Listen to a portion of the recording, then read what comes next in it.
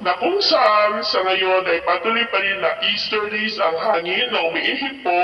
sa malaking bahagi ng ating bansa. Habang lumalakas po yung ITZZ ay yung Intertropical Convergence Zone na nasa southeastern part po ng Mindanao na magtutulot ngayong araw ng makulimlim na kalangitan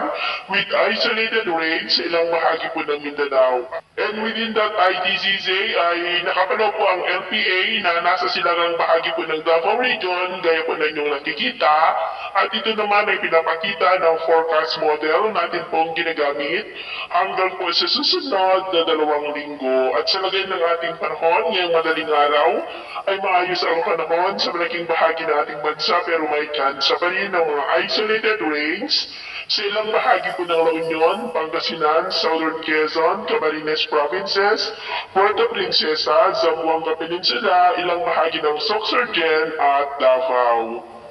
At mamaya po ay sisikat ang araw sa malaking bahagi ng ating bansa, pero may chance pa rin ng mga isolated rains sa ilang bahagi po ng Polillo Island, Camarines Sur, Catanduanes, Romblon, Zamboanga Peninsula, Sorsogon, ilang bahagi po ng Davao at Bislig. At mamayang hapon ay posible pa rin ang maulap na kalangitan with isolated rain sa ilang bahagi ng Ilocos Region, Cordillera, Mindoro Provinces, Palawan, Samar Provinces, southern part ng Negros,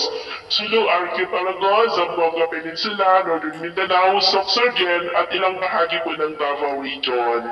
At sa atin naman pong mga baybayin, wala naman po tayong nakataas na anumang gale warning signals, pero iba yung pag-iingat lamang po kung papalaot tayo para mas makaiwas sa mga sakuna